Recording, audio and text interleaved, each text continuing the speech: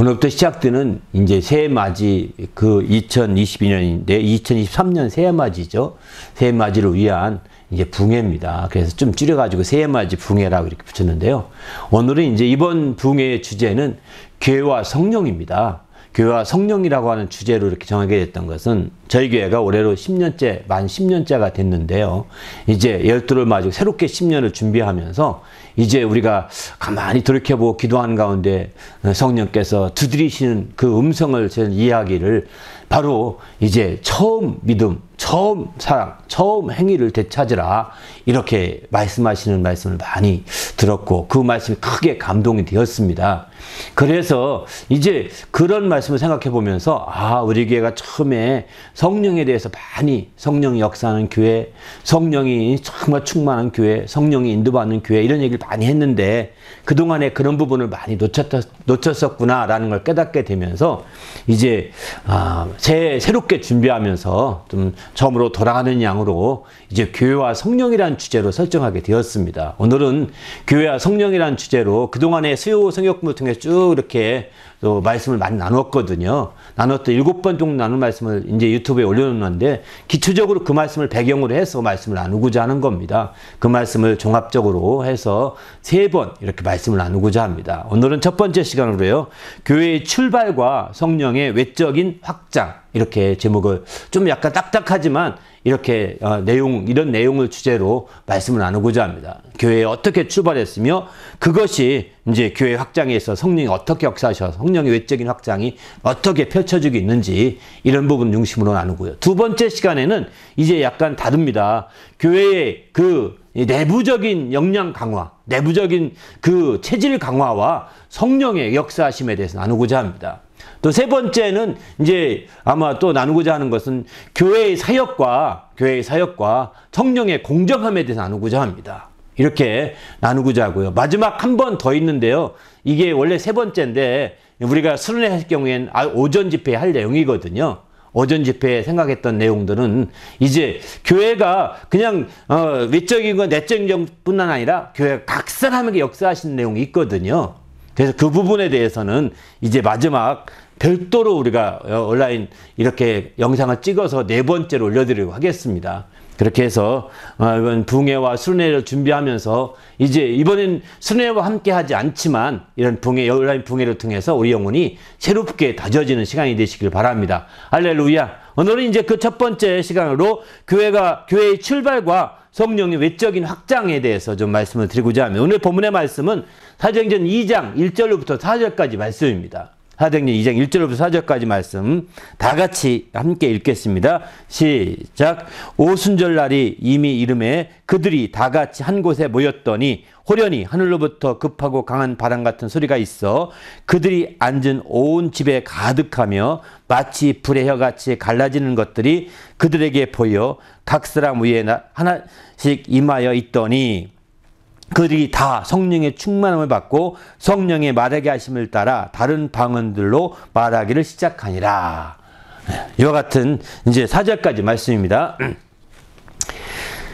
바로 우리가 이제 교회와 지금 주제가 교회와 성령인데요. 교회 처음부터 교회라고 하지 않았습니다. 예수님이 이 땅 오셔서 처음에 제자들과 함께 모였고 제자들을 둘씩 보내서 제자 둘씩을 보내서 이제 마침내 전도 여행도 보냈고 전도 사역도 하고 또 그들이 막 엄청나게 모여서 오병이어로 지난 주일에 나눈 말씀처럼 이제 7병이어로 4,000명이고 오병이어로 5,000명 먹이는 역사가 나타나기도 했습니다. 엄청나게 많이 모인 겁니다. 대중집회가 펼쳐진 거죠. 이렇게 해서 마침내 그의 제자들이 12명 중심으로 똘똘 뭉쳤고 그렇게 3년을 이렇게 지내왔죠. 그럼에도 불구하고 주님은 주님 중심으로 뭉쳐있는 그들을 향해서 교회라고 말한 적이 없습니다. 그들을 향해서 교회라고 이렇게 표현한 적이 없습니다. 교회라고 표현한 적도 없고 교회라고 말한 적도 없습니다. 그런 현재 그들이 모이기는 그런 모임 자체를 교회라고 표현한 적이 없다는 것이고 교회라는 용어를 사용해서 너희가 바로 교회라고 그렇게 이야기한 적도 없다는 것입니다.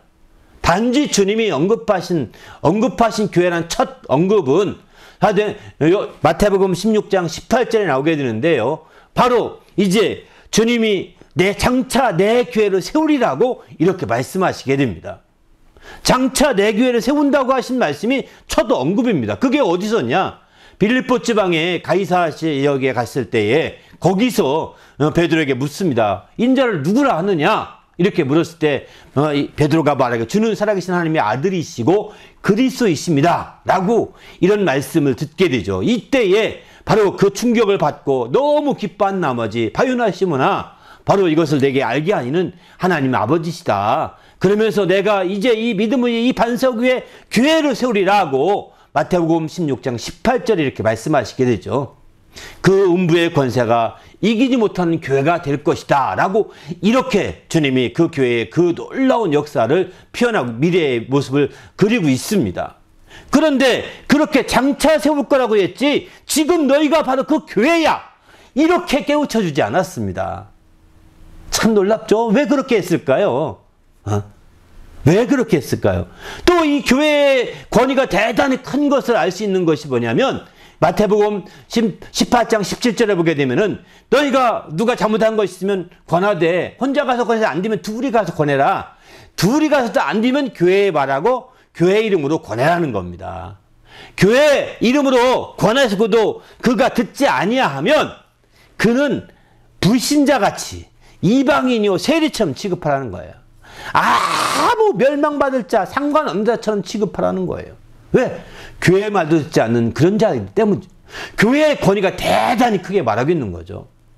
그리고 그 뒤에 말하기를 바로 하늘에서 열면 땅에서 열고 하늘에서 매면 땅에서 맨다는 말씀이 그 뒷부분에 18절부터 쭉 21절까지 쭉 계속 말하고 있습니다. 바로 그 말씀은 하늘에서 열면 하늘에서 열리고 땅에서 매면 땅에서 열면 하늘에서 열리고 땅에서 매면 하늘에서 매인다 이 말씀은요. 마태복음 18장 그 16장에서도 똑같이 말씀하고 있는 말씀이거든요. 19절 20절에 보면은요. 이렇게 실제 이렇게 교회가 대단히 큰 권위가 있음에도 불구하고 너희가 바로 교회다. 우리가 그동안에 모였던 것이 교회다. 이제 이름만 붙이면 된다. 이렇게 하지 않았습니다. 이렇게 말한 적이 없습니다. 그런데 내 교회를 세우겠다고 말씀하신 적은 분명히 있는 것. 장차 세운다는 것입니다. 어느 시점에 미래의 어느 시점에 세우겠다라고 주님이 이렇게 표현하고 있는 거죠. 바로 땅에 그 교회에서 풀면 풀리고 그 교회에서 매이면 매이는 그런 교회. 엄청나지 않습니까? 음부의 권세가 결단코 이길 수 없는 그런 교회. 그런 교회를 세우리라. 그런 교회 말을 듣지 않으면 멸망을 피할 수 없는 이방인이요 세리처럼 취급해 버려라. 아무 상관없는 자처럼 취급하라고 이렇게 말합니다. 땅에서 매면 하늘에서 매일 것이고 땅에서 풀면 풀릴 것이라고 심지어는 강하게 그 교회의 권위를 표현하고 있지 않습니까? 왜 주님은 그런 교회를 빨리빨리 만드시지 한국식으로 그런 교회를 빨리빨리 서둘러서 빨리빨리 만드시지 그런 교회를 빨리 안 만드시고 왜? 장차 그것도 정확한 시점도 아닙니다. 언제 하겠다는 것도 아닙니다. 장차 만들 것을 미래에 만들 것을 막연하게 이렇게 얘기하십니까? 왜 이렇게 중요한 교회인데 땅에서 매면 하늘에서 매이고 땅에서 풀면 하늘에서 풀 만한 교회 음부의 권세에 이기지 못하는 그런 교회 그런 교회를 왜 이렇게 주님은 이렇게 크게 말씀하심에도 불구하고 그런 교회를 왜 주님은 천천히 정말 불확실하게 이렇게 표현했을까요? 우리는 그 주님이 말씀하신 말씀을 깊이 음미해 볼 필요가 있는 거죠. 그렇기 때문에 우리는 주님의 이와 같은 말씀을 바탕으로 이제 교회에 있어서 정말 우리가 어떻게 교회를 생각하고 또 교회를 어떻게 세워가야 되는지 한번 깊이 우리가 생각할 수밖에 없는 것이죠. 그런데 그러면 주님이 교회라고 하지 않았지만 그 지하들이 모였던 모임을 뭐라고 했을까요? 모임이라고 했습니다. 그죠? 모임이라는 겁니다. 집회라고 하는 것이죠. 그 모였다 하니까 모였다의 그 명사형이 모임 아닙니까? 모이는 거죠. 실제 나중에 그 고린도전서 11장 17절에 보게 되면은 사도 바울은요. 교회가 이미 형성됐습니다. 고린도 교회는 이미 형성된 거잖아요. 고린도전서 11장이면 이미 고린도전서 보낼 때 그 전에 사도 바울이 교회를 개척해서 교회가 형성되어 있었습니다. 그 교회가 바로 고린도 교회였던 거죠. 그럼에도 불구하고 그 교회를 향해서 선 편지를 쓰면서 교회라고 표현 안 했습니다. 모임이라고 이런 표현을 씁니다. 11절 말씀을 특별히 읽어드릴까요? 내가 명하는 이 일에 너희를 칭찬하지 아니하나니 이는 너희 모임이 유익이 못되고 도리어 해로움이라 이렇게 표현하죠. 너희 교회가 유익이 못되고 도리어 해롭다 이렇게 표현 안 했습니다. 그들은 이미 고린도 교회를 모이고 있는 모임이 그 교회예요. 교회인데도 불구하고 너희 모임이 유익이 되지 못하고 오히려 해롭다 이렇게 말합니다. 왜 이렇게 표현했냐면 이 교회는 그 분쟁이 있었고 파당이 있었습니다. 고린도 교회는 분쟁이 있었고 파당이 있어서 서로가 옥신각신하면서 다투고 싸우고 있던 상황이었거든요. 이렇게 교회라고 고린도 교회라고 하였지만 일반 교회 당시에는 교회가 이미 세워진 상태거든요. 에사임 교회도 있었고 사마리아 교회도 있었고 안디옥 교회도 있었고 많은 교회들이 다 있었습니다. 그리고 이제 고린도 교회도 특별히 이제 에베소 교회도 있었고 고린도 교회도 생기게 된 거죠. 이렇게 고린도 교회도 나중에 2차 전쟁을 통해서 세워지지 않았습니까? 그리고 지금 이 고린도전서 편지 쓸 때는 한참 뒤에 일이기 때문에 고린도 교회나 그 후에 빌립보 교회나 다 세워진 상태란 말이죠. 그런데 그 교회라는 표현을 안 쓰고요. 모임이라는 표현을 씁니다. 명사형으로. 너희 모임이 유익이 못되고 해롭다 이렇게 표현하고 있는 거죠. 똑같이 11장 34절도 비슷한 표현을 씁니다. 너희 모임이 판단한 모임이 되지 않게 하려고 한다 이렇게 표현합니다. 똑같은 11장에 고린도전서 11장 34절에 너희 모임이 판단받는 모임이 되지 않게 하려고 내가 이거 쓴다는 겁니다. 왜 이렇게 말했을까요? 교회가 이미 형성되었음에도 불구하고 모임이라는 말을 씁니다. 하물며 교회가 형성되기 전에는 예수님 당시의 공생의 기간 동안엔 당연히 모임이라는 말을 쓰는 거죠. 그들이 모이는 곳, 모이는 장소, 또 그들이 모였을 때마다 이때가 이스라엘을 회복하시면 이때입니까? 라고 이렇게 사도행전에 묻는 사람도 있었습니다. 1장에 보면. 그렇게 막 그 모임이 계속 연결이 된 거죠. 그러나 그건 교회라고 표현할 수가 없는 거죠. 그러면 고린도전서에서 사도 바울이 왜 정말 교회라고 표현하지 않고 고린도 교회라고 표현하지 않고 너희 모임 이렇게 했을까요? 그것은 교회라고 이미 교회가 세워지고 교회 이름으로 모였다 하더라도 교회가 제대로 교회의 기능을 발휘할 수 없을 때 모임에 불과하다는 것입니다. 교회의 기능을 제대로 발휘하지 못할 때 그 교회는 세상 모임과 다르지 않다는 겁니다. 여기서 모임이라는 것은 일반적인 세상에 있는 모임과 똑같은 모임이거든요. 그런 모임과 다른 게 없다는 겁니다. 파당이 일어나고 분쟁이 일어나고 서로가 싸우고 서로가 갈등이 심하고 난 저 복에서 안 나가고 이렇게 된다면 아무리 잘 돼도 그 교회는 모임이라는 거예요. 이 모임이라는 거 일반 모임과 다름이 없다는 거예요. 왜? 예수의 피값한 교회가 예수의 피가 역할을 못하는데요. 피값을 교회이지만 예수의 피가 역할을 제대로 못하니까 싸우는 겁니다. 예수의 피가 제대로 역할을 못하니까 분쟁이 일어나는 겁니다. 예수의 피가 제대로 역할을 못하니까 갈등과 충돌이 가득한 겁니다. 이게 심각한 거죠. 예수의 피를 먼저 앞세웠다면 어떤 흠이 보이겠습니까? 예수의 피로 사셨으면 예수의 피가 먼저 앞세우고 예수의 피를 먼저 내세우고 우리가 교회 생활한다면 진정한 교회가 되는 거겠지요? 그러나 예수의 피로 산 교회인데 예수의 피가 없어요. 말라버렸어요. 그러나 예수의 피는 마르는 피가 아닙니다. 인간의 피는 마르는 피예요. 인간의 피는 오래가면 거무틱틱하고 또 오래가면 그것도 다 증발해서 없어지고 또 빛깔이 다 바래버립니다. 짐승의 피도 마찬가지입니다. 하지만 예수 그리스도의 보혈은 영원한 피거든요. 마르지 않는 피입니다. 색깔이 변색이 없습니다. 효력이 변하지 않습니다. 우리는 그 피를 힘입어서 그 피로 사신받은 교회라고 이렇게 성경 사도행전 20장 말씀하지 않습니까? 그런 측면에서 볼 때 그 피가 앞장선 교회가 되어야 되는데 그 피가 있으나마한 교회예요. 그 피가 무기력해요. 그 피가 변질된 것 같아요. 그런 교회니까 인간의 모임에서 흔히 나타나는 현상이 나타나죠. 인간의 모임이 어떻습니까? 분당이 있죠. 또 파당이 있죠. 또 분쟁이 있죠. 이 정당을 이렇게 쭉 보면, 정치하는 정당을 보시기 바랍니다. 항상 그 안에 파당이 있습니다. 주류파, 비주류파. 또 뭐 한국은 무슨 파 다 파당이 있습니다. 세상 모임, 교회가 이런 파당이 있으면 바로 세상과 같은 모임에 불과한 거죠. 그럼 세상의 이 집단에 불과한 거 아니겠습니까? 우리는 그렇기 때문에 교회가 이렇게 되시면 안 된다는 거예요. 그런 교회는 교회라고 말하면 안 된다는 거예요. 너희 모임이, 너희 교회가 이렇게 아닙니다. 너희 모임이라고 표현하는 거예요. 교회의 기능을 발휘하지 못하기 때문입니다. 교회의 역할을 제대로 감당하지 못하기 때문입니다. 근데 성경 쭉 제가 모임이라는 단어를 쭉 조사해 보니까 또 다른 재밌는 표현이 있었습니다. 요한계시 데살로니가 후서 2장 1절에 보게 되면 주님이 강림하실 때 그 앞에 모인 모임에 관하여 이렇게 표현하고 있습니다. 주님이 강림하시게 되면 그때부터 또 교회란 말보다는 모임이라고 또 그렇게 표현하고 있는 것 같습니다.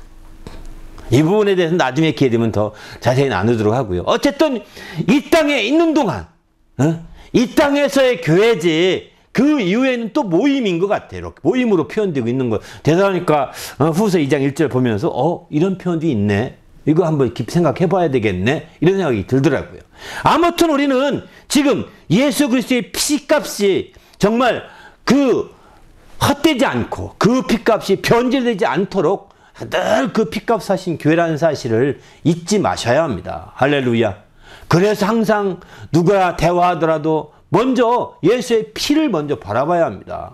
자기의 경력을 자랑하고 자기의 이력을 자랑하고 자기의 자존심을 내세우고 하는 게 아닙니다. 예수의 피를 먼저 내세우고 자기의 자존심보다 예수의 피가 먼저 나오고 자기 경력보다 예수의 피가 먼저 나오고 자기의 모든 능력보다 예수의 피가 먼저 나오고 자기의 지식보다 예수의 피가 먼저 나올 수 있는 게 참된 교회라고 볼 수 있는 거죠. 이런 교회에서는요, 갈등과 분쟁과 파당이 있을 수 없습니다.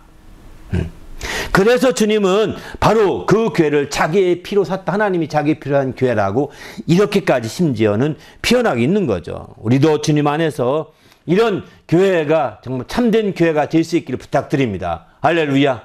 그런데 주님께서 이렇게 공생의 권한 동안에 함께 많은 모임을 주관하시고 함께 하시던 주님이 이제 공생의 마지막 한 주를 앞둬놓고 성령을 가리킵니다. 성령에 대해서 증거하십니다. 그리고 성령에 집중적으로 증거하시죠. 그리고 나서 그분이 죽으셨다가 부활하자마자 성령을 받으라고 명령하십니다. 왜 주님께서 교회를 세우지 아니하시고 먼저 성령을 받으라고 이렇게 했을까요? 교회를 그렇게 중요한 교회잖아요.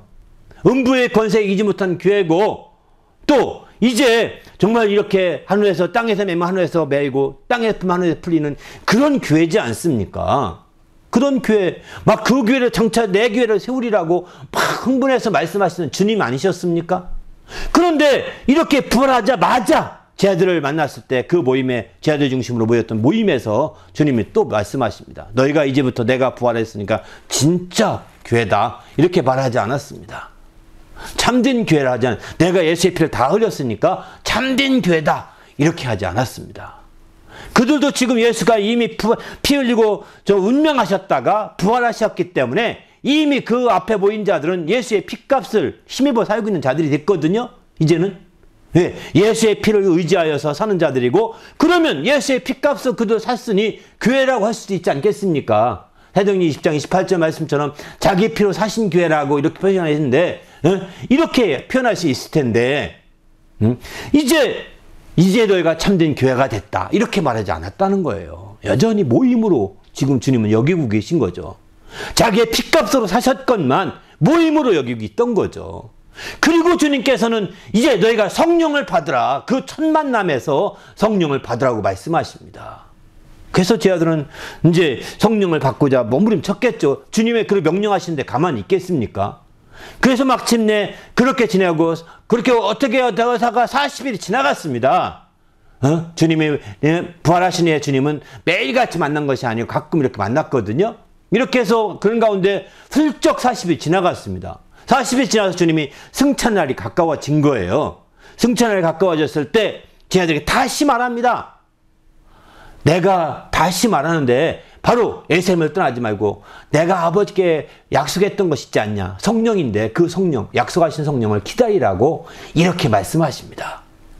아니 주님이 40일 동안 그렇게 급하고 그렇게 중요한 교회였으면 40일 동안 왜 안 세우고 교회에 대해서 말씀 안 하시고 교회에 대해서 분명하게 얘기 안 하시고 또 다시 또 40일 동안 성령이 급했으면 성령을 그 사이에 받게 해주시면 되지 않겠습니까? 왜? 주님이 구해서 보내주겠다고 했거든요.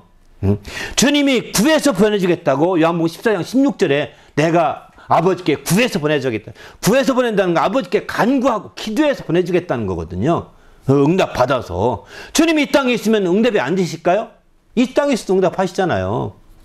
주님이 아버지여 빨리 성령을 보내주시옵소서, 아버지여 성령을 보내주시옵소서 해서 제자들에게 40일 동안에 다 받게 할 수 있을 법도 한데 그러지 않으셨어요. 참 희한하지 않습니까? 왜 그러지 않으셨을까요? 주님이 요한복음 16장 7절에 보게 되면은 여기 이런 말씀이 나옵니다. 이 말씀 때문인 것이 나중에서 알게 되었죠. 내가 아버지께 가면 그를 너희에게 보내리니 이렇게 말합니다. 아버지께 가서 구해서 거기서 보내겠다는 것입니다.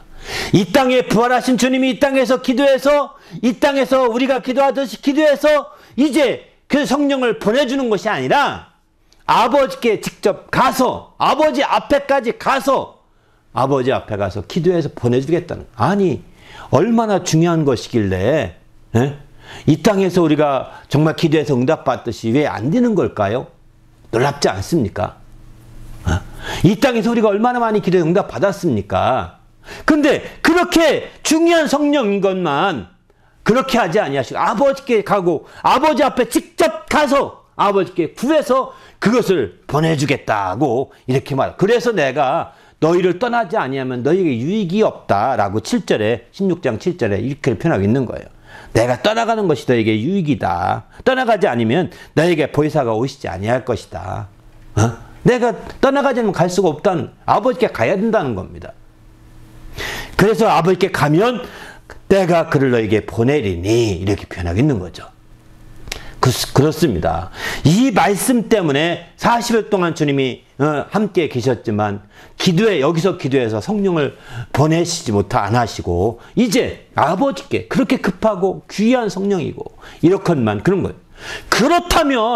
그렇다면 바로 교회와 성령과는 어떤 관계냐는 거죠. 왜 주님이 이렇게 교회를 직접 더 손수 세우지 아니하시고 성령을 받도록 성령이 보내주실 것을 약속하면서 성령을 받도록 이렇게 했을까요? 바로 주님이 사역했던 것으로 주님이 역사했던 것으로 무언가 부족했길래 그런 거 아니에요 이거죠. 바로 그 부족한 것을 성령으로 완전히 하려고 했던 것임을 우리는 이렇게 알 수가 있는 거죠. 무엇인가 부족한 것처럼 성령을 구하지 않습니까? 그러나 주님이 했던 사역은 주님이 했던 사역으로서 또 그는 완전한 것이었습니다. 그 자체가 불완전하다고 말하는 것은 성경적이지 못한 것 같습니다. 주님이 했던 사역은 주님이 했던 사역으로 더 완전한 것이었지만 그러나 하나님 안에서 큰 계획을 본다면 하나님의 경륜 차원에서 본다면 이제 그 주님이 했던 사역 위에 성령이 함께 역사하셔서 교회를 이루고자 했던 것임을 우리는 알 수가 있는 거죠. 바로 그래서 주님은 그냥 부활하자마자 성령을 받으라고 말씀하시고 승천하기 직전에 다시 성령을 기다려라. 간곡히 부탁을 합니다. 이러니까 제 아들은 예루살렘을 떠나지 말고 그들은 다 예루살렘을 떠나지 말라는 것이 굉장히 중요한 표현입니다. 바로 그들이 온 곳은 다 갈릴리 지역 사람들이 대부분이거든요. 주님이 주로 갈릴리 지역에 사역했기 때문에 바로 예루살렘에서 일주일 때로는 보름 정도 걸어간다 합니다. 정말 일주일 내지 보름 정도 빨리 걸어야 일주일이고요. 대충 천천히 가면 보름은 가야 될 정도라고 그러거든요. 지금 거리도 그렇건만 옛날엔 더 말할 것도 없겠죠. 이런 거리를 지금 안 가면 어떻게 되겠습니까? 이미 오늘하고 이미 보름을 다 없애버렸어요. 그런데 또 마침내 안 가면 가도 보름이면 한 달이 날아가거든요. 그러니 누가 생활을 하겠습니까? 생활을 가진, 가정을 가진 그런 입장에서 어려운 거죠. 그러니까 예루살렘을 떠나지 않는다는 것은요, 생활을 포기하다시피 한 거예요. 삶을 내려놓고 정말 오직 먼저 성령 받는데, 먼저 성령의 사람이 되는데 최우선을 가지라는 말과 다름이 없는 거죠. 그래서 그들은 이제 이런 말씀을 듣고 마침내 예수님이 승천한 그 현장에서 예수님을 바라봤던 사람들은 한 500명쯤 되었습니다. 그러나 그들이 성령 받을 때쯤 되어서 기도에 전혀 힘쓸 때 그들은 120명 정도밖에 없었다고 이렇게 성경은 표현하고 있습니다. 120명밖에. 나머지 380명은 생활 때문에 간 겁니다. 자기 생활을 못 이겼고 그것 때문에 마침내 고향으로 돌아가 버린 거거든요. 그들이 예수를 잘 섬겼던 자들이에요. 그들이 예수와 함께 지냈고 예수님의 그 이적과 능력을 함께 체험했고 예수님의 놀라운 역사를 함께 보았던 그런 자들이었거든요. 근데 그들이 다 이제 떠나가 버리고 오직 120명 정도만 남아서 마침내 그 오순절날에 이르게 된 거죠. 이런 점에서 볼 때 정말 우리 주님께서 성령을 받고 이제 정말 교회가 더 한 단계 이루어짐에 있어서 이게 쉬운 일이 아니었음을 보여주고 있는 거죠. 이게 그저 우연하게 된 일이 아니었다는 겁니다. 그들은 자기의 삶을 다 내놓고 자기의 생활을 다 내놓고 이렇게 해서 결국은 마침내 기도했고 그날 드디어 오순절날을 맞이해서 그들이 성령을 받게 되는 것이죠. 이런 역사들을 보면 우리가 정말 성령으로 말미암아 정말 이루어지는 펼쳐지는 모든 역사들이 바로 이제 주님의 교회에서 얼마나 중요한지를 아주 잘 가르쳐주고 있는 거죠. 그러면 성령이 왜 주님의 교회에서 이렇게 중요한 걸까요? 그것은 다른 것이 아닙니다. 바로 교회의 머리가 되신 예수님, 그리고 교회의 몸된 예수의 몸된 교회입니다. 이것을 이제 처음 안 것이 사도 바울이었죠. 그 사도 바울은 서신서를 통해서 바로 교회는 이제 그의 예수의 몸이고 또 교회의 머리는 예수다라는 걸 알게 된 거예요. 왜? 사도 바울은 지금 예수를 핍박한 적도 없고 만난 적도 없었거든요. 핍박은커녕. 그런데 교회를 핍박하러 갔는데 그 교회를 핍박한 걸 가지고 나를 핍박했다. 이렇게 예수께서 말씀하신 걸 들으면서 내가 교회를 핍박한 게 예수를 핍박한 거였구나. 예수는 교회의 머리시고 교회는 그 예수의 몸이었구나. 그걸 나중에 깨닫습니다. 그리고 그것을 에베소 교회나 고린도 교회에 그 내용을 자세하게 써서 보냅니다.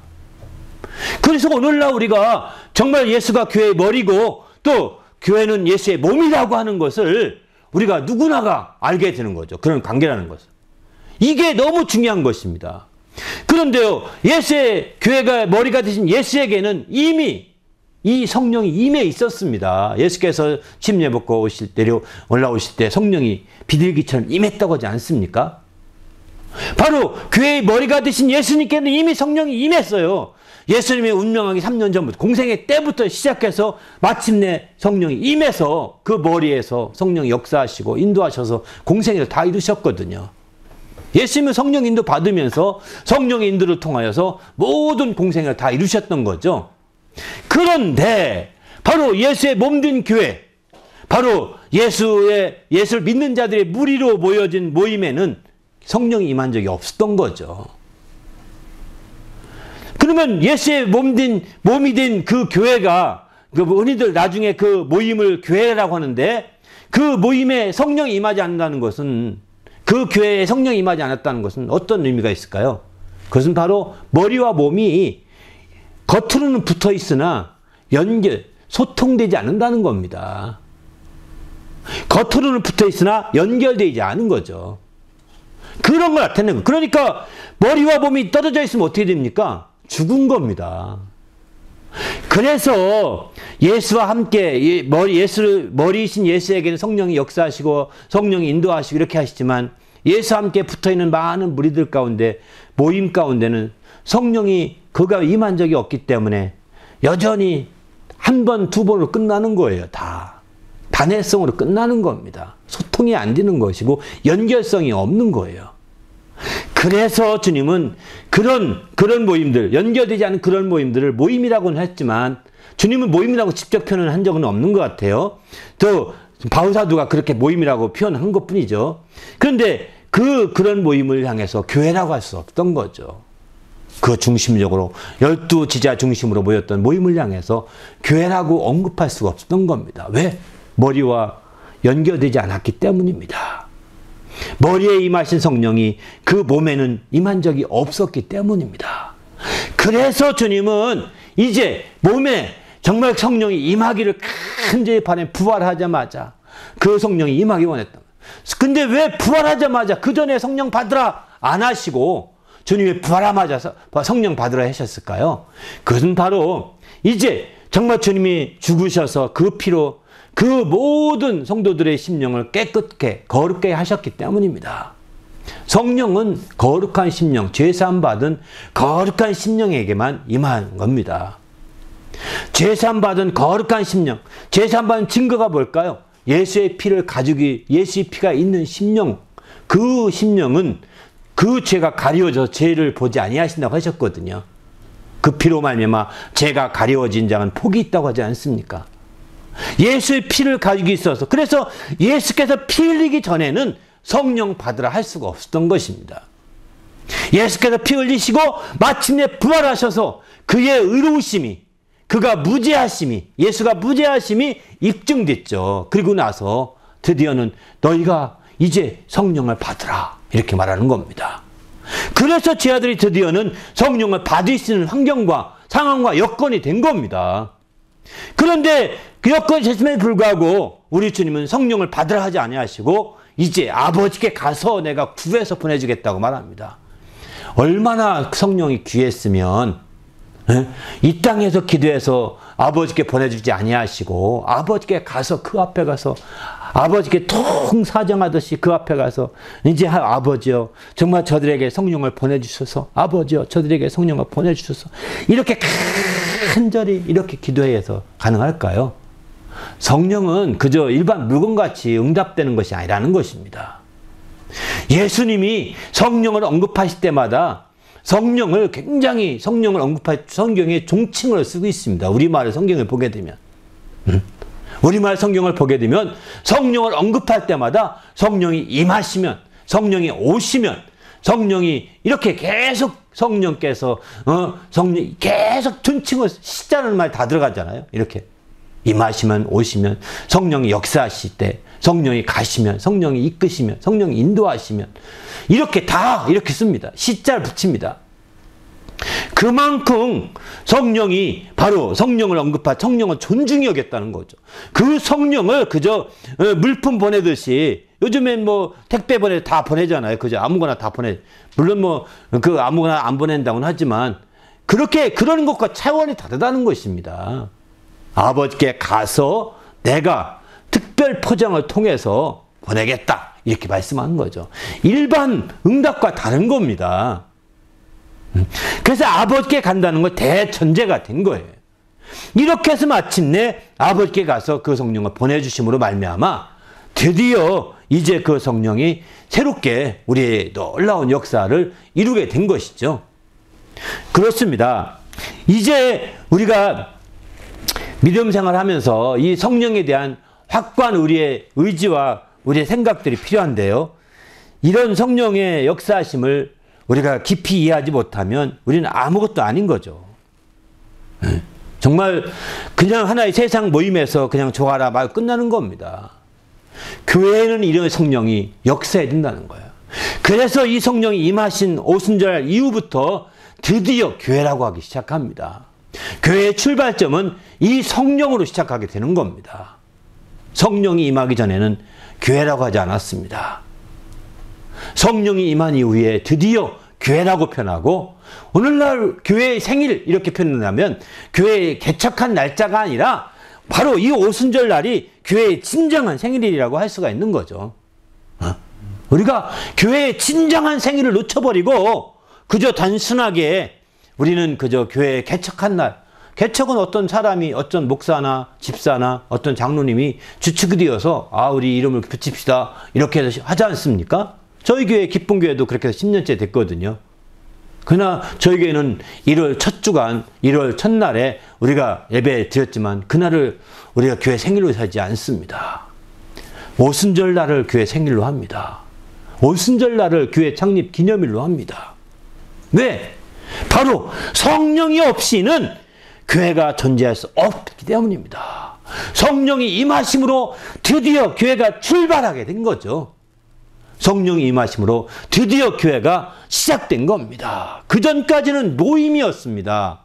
거기서 이적이 나타나고 기적이 있고 능력이 나타나서 정말 많은 자가 죽은 자가 살아나기도 하고 병든 자를 고치고 놀라운 역사가 하나의 모임이에요. 모임.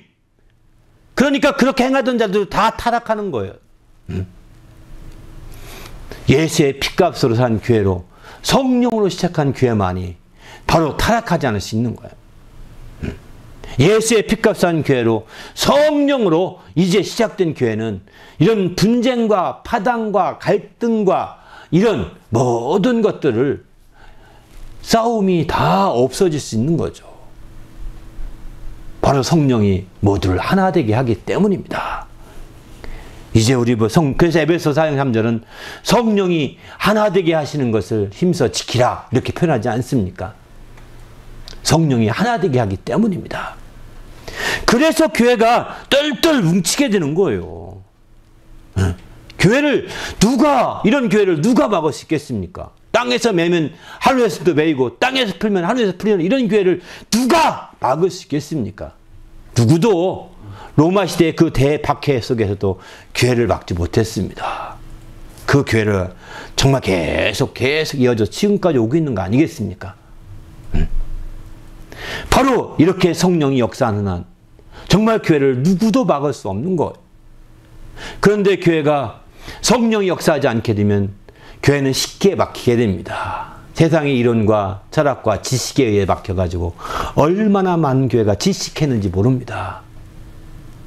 얼마나 많은 교회가 지식사에서 교회가 다 무너져 버렸습니다. 성령이 역사하지 않는 교회, 성령이 뜨겁게 정말 주도하고 성령이 이끌어가시고 성령이 인도하시는 그런 교회가 되지 않았기 때문에 정말 한때는 자기들끼리 잘해서 으쌰으쌰해서 많이 모였었지만 이제 그 교회가 다 없어져 버리고 이름도 없어져 버리고 그 교회가 있던 자리에는 이제 콘도가 되어서 오늘날 이 토론토 시내도 그런 교회가 한두 개가 아닙니다. 그런 교회당들이 옛날에 교회당들 예배당들 썼던 교회 한두 개가 아닙니다. 거쁜 교회인 것 같아 가봤더니 콘도더라고 이렇게. 네? 리노베이션해서 겉모양만 이제 그 정부 차원에서 문화재 보호 차원에서 보호하는 건물이기 때문에 함부로 못하고 안에는 다 개조해서 작은 콘도미니엄을 만들어서 팔았습니다. 그래서 생활합니다. 이게 현실입니다. 성령이 역사하지 않는 한 그럴 수밖에 없을 것입니다. 그렇게 된 데는 여러 가지 원인이 있겠죠. 그러나 어째서 성령 역사하시게 되면 그 교회가 썼던 그곳인데 그렇게 팔려서는 안 되지 않겠습니까? 우리 모두가 정말 주님의 교회가 든든히 서가고 새롭게 더 발전돼 가는 그런 교회가 되시기 바랍니다. 그러면 생각을 해봅시다. 정말 성령이 역사하신 교회는 어떻게 됐을까요? 예루살렘 교회가 시작한 예루살렘 교회를 한번 봐보십시다. 그날에 성령이 역사하더니 그날에 하루에 3,000명이 들어왔다는 겁니다. 놀랍지 않습니까? 하루에 3,000명. 2장에 41절 보면 하루에 3,000명의 새신자가 왔다는 거예요. 또 47절에 2장 47절 보게 되면은 40명이 아니라 그는 날마다 구원받는 사람의 수를 더해갔다는 것입니다. 날마다. 이렇게 이런 놀라운 역사가 성령으로 빚어지는 거예요. 펼쳐지는 겁니다. 그런데 그 성령의 역사가 정말 눈이 뜨지 못하고 또 귀가 열리지 못한 자들은 보지 못하는 거죠.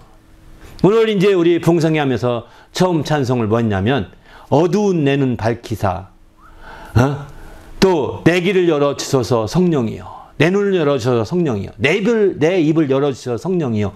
이렇게 찬양 가사를 기억하는지 모르겠네요. 그 366장 찬양을 통해서 전 찬양을 참 좋아합니다.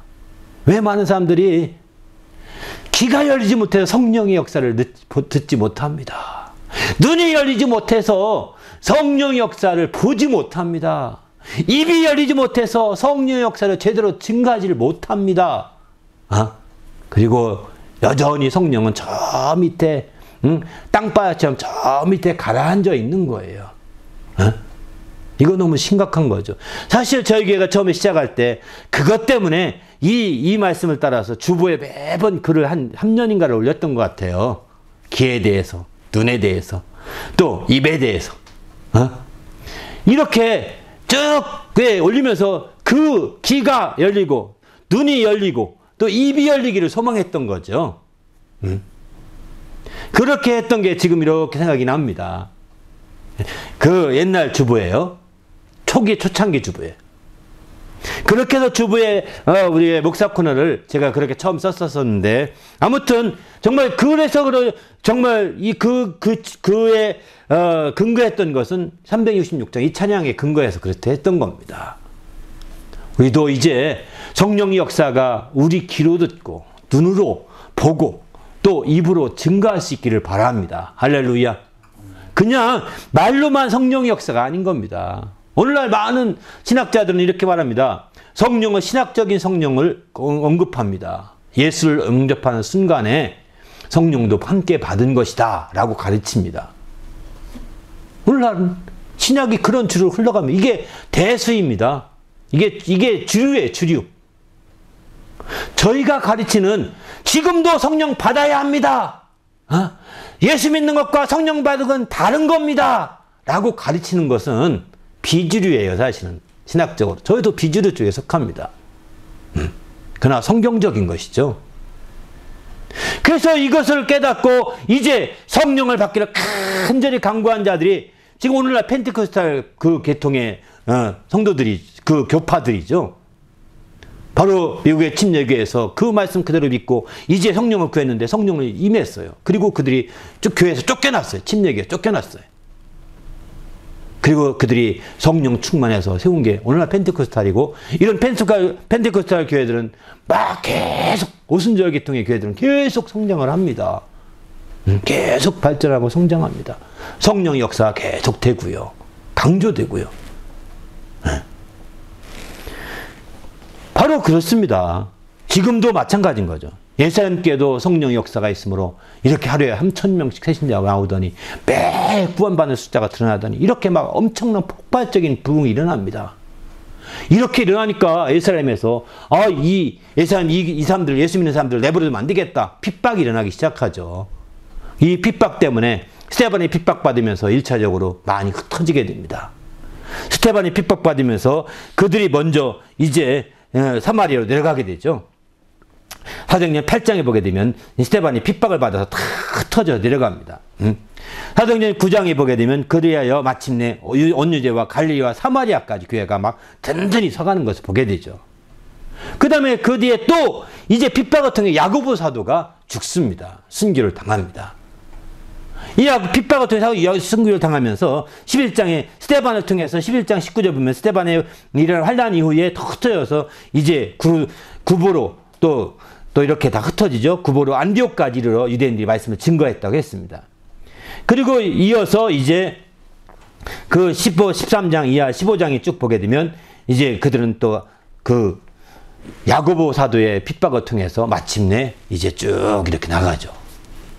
이런 핍박들이 오히려 예수님께에 있는 사람들이 막 흩어서 막 교회가 확 나가게 되죠. 이런 모든 과정에서도 성령 역사했던 걸 보게 되는 거죠. 특별히 안디옥 교회에서 이제 막 잘해서 몇 년 되지 않은 사역자입니다. 바나바와 바울을 막 그들이 책임자들이거든요. 근데 그들을 갑자기 성령이 따로 세우라! 이렇게 해서 따로 세워서 보냅니다.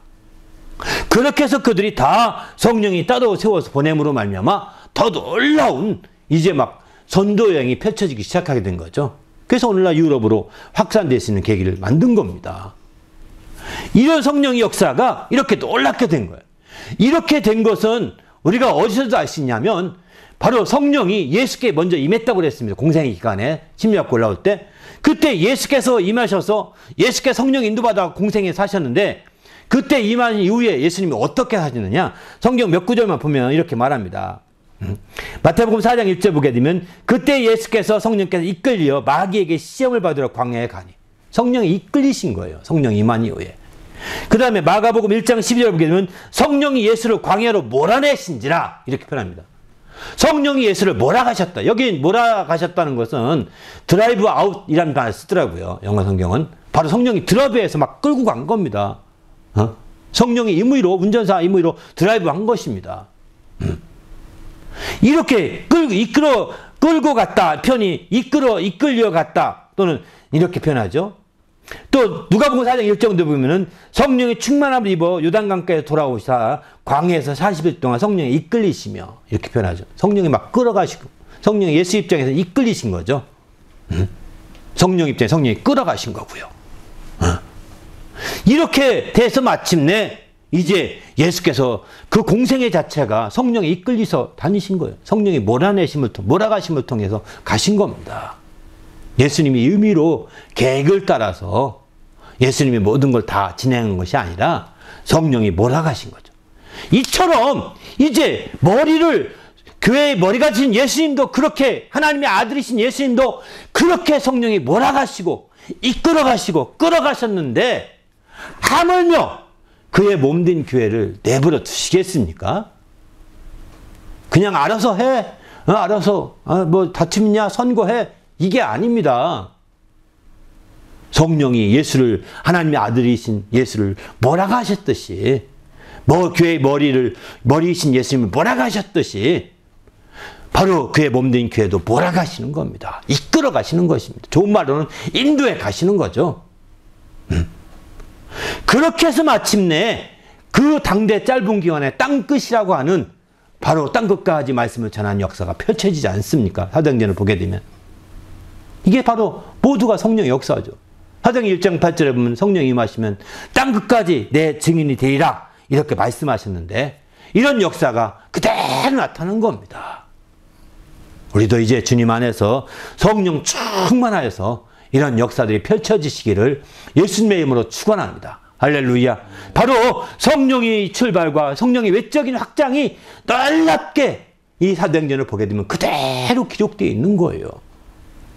그래서 어떤 사람들 사도행전이라 하지 않고 성령행전이라 표현을 합니다. 또 다른 말을 표현한다면 교회행전이라고 표현할 수도 있는 거죠. 교회를 아주 이렇게 교회가 펼쳐져 나가는 모습을 그대로 잘 표현해주고 있는 것이죠. 그렇기 때문에 우리는 이제 정말 새롭게 앞으로 10년을 내다보면서 우리의 토대를 놓고자 하는 것은 바로 이 성령이 그 교회의 중심을 이루고 교회에 정말 뿌리가 되고 촛대가 되고 반석이 되고 기초가 되도록 해야 되겠다는 것이죠. 성령을 빼놓고서는 교회를 말할 수 없을 만큼 우리가 성령을 더 강조하고 성령을 더 존중하고 성령을 귀히 여기는 그런 자가 되어야 되는 거죠. 그런 차원에서 우리가 적극적으로 성령을 받으시고 이렇게 우리가 이런 참된 교회가 되기 위해서는 우리가 적극적으로 주님이 말씀하신 성령을 받아야 합니다. 성령 받는 것은 분명한 체험이 있는 거예요. 형식적인 것이 아닙니다. 오늘 읽은 본문에서 보게 되면 분명한 체험이 있지 않습니까? 성령 받는 것은 형식적인 것이 아닙니다. 성령이 오소서 이게 아닙니다. 분명한 체험을 통해서 성령을 받아야 합니다. 성령 받았다는 증거를 사도행전을 통해 여러 가지 보여주고 있지 않습니까? 그 중에 하나가 이제 성령의 충만을 받아서 성령이 말하게 하심을 따라서 성령이 적극적으로 말하게 하시는 거예요. 그렇게 함에 따라서 다 다른 방언으로 말하기 시작했다고 했습니다. 방언을 하셔야 합니다. 성령을 통하여 방언을 말할 수 있어야 합니다. 물론 방언만이 아니라 다른 은사가 나타날 수도 있을 것입니다. 어쨌든 이제 이렇게 눈에 보이고 또 귀에 들리고 시청각으로 느껴질 수 있는 체험들이 있어야 됩니다. 그렇게 해서 마침내 성령을 받게 된다면 당신도 정확한 교회의 한 지체로서 될 것입니다.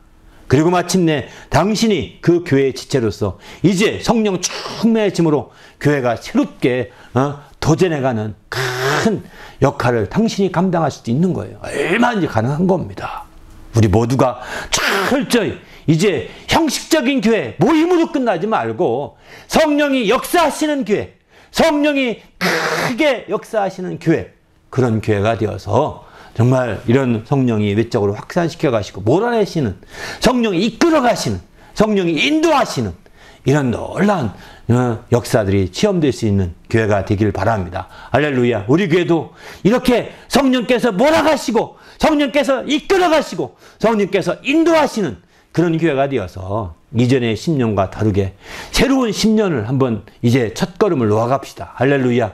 바로 그것이 정말 새해를 맞이하는 우리의 가장 중요한 준비라고 확신합니다. 우리 모두가 이제 깨어서 마지막 때 이렇게 성령 충만하여 주님께 쓰이는 귀한 교회가 되게 하시고 내가 그런 교회의 지체가 되도록 주여 축복해달라고, 성령 충만하여 성령의 말하게 하심을 따라 방언을 말하며 성령의 사람이 될 수 있도록 성령을 받는 사람이 될 수 있게 하셔서 우리 주 앞에 귀하게 쓰이게 해달라고 오늘 말씀 생각하며 간절히 기도하겠습니다.